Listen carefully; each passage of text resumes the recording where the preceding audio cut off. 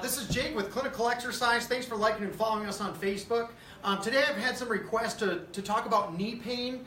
It's going to be similar to the hip episode I did, but knee pain does have a few specifics. One of the most important things to look for in knee pain is to try to identify specifically what mechanic of the knee is not working correctly. So in most cases, I'd say almost 90% of the time, the imbalance or the problem with the knee is that the knee turns inward. Okay, so the best way to test that is to stand on one leg and bend the leg. If the knee twists inward, that is not correct. We want the knee to be able to stabilize going straight down. When I go straight down, you'll see the development of this muscle right here. This is the VMO muscle. If that muscle is not existent, or if it's very small and you see that knee doing this when you bend, that's the primary problem that's causing the dysfunction of your knee joint. So the things that we have to do, the must that has to be done, is the foam rolling or myofascial release. If you have one of our Myo XRs, you can use that, or a Myo board as well. If not, the three muscle groups we're going to target is going to be the calf muscle. So you're going to make sure that that calf muscle is loose. Take your time, find the hot spots and loosen the calf. Next, you're going to go up to the outside, which is going to be that IT band. Most people with knee problems or dysfunctions are going to be very sensitive in the IT band. Take your time, find those tender points, camp out on them, relax and let those muscles soften up.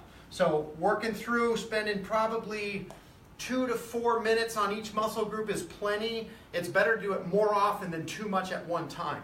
And lastly, we're going to work on the adductor or the inside of the leg muscle. Again, people who have knee pain are often very sensitive out here close to the knee. We're going to work that slowly down, looking for hot spots. Again, if you find one, 30 to 90 seconds, and we're going to work all the way to the very up inside of the groin. So the myofascial release is super important on that.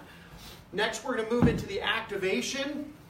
So the activation, we're first of all going to do what I just did. We're going to stand on one foot. We're going to track that knee nice and straight, and then we're going to balance on that knee, and we're just going to reach the foot out, touch behind you, reach backwards, backwards behind, out to the side laterally and in front.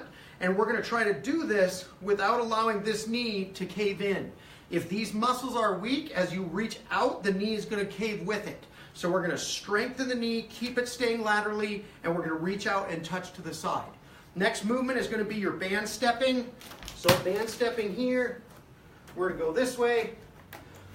And this one we've done in other videos, but the side stepping is again a crucial movement. So if you got a long haul, you can go all the way down. Otherwise, you can go back and forth a couple of steps. And what we're trying to avoid here is getting those knees to knock inward or those feet to turn outward. We want straight feet, straight knees, back and forth until you really start feeling those hips fatigue. The other thing is watch for this. We don't want the hip height. We want solid, nice, strong step back and forth, keeping the knees and feet nice and straight. You can use a ball, you can use a bench, a chair, anything you can sit on. If you have an ankle weight, that's ideal. But what we're looking for is you're going to pick a foot off the ground and you're going to extend that leg outward, and you're going to keep your hip joint in line with your knee, in line with your second toe. So what we're going to try to do is we're going to try to start to strengthen this VMO muscle. So we're going to put the weight on the ankle if you've got it. Preferably I'd be on a higher seat, and we're going to work on strengthening that knee joint by developing that VMO muscle without allowing the knees to cave.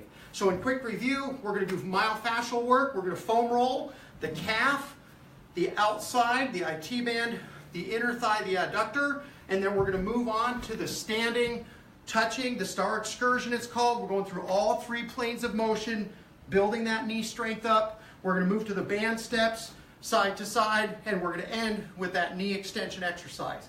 Ideally, try to crank through that 5 to 7 minutes. If you have time, do it twice a day until the pain subsides. Thanks for liking and following us, and we'll talk to you next week.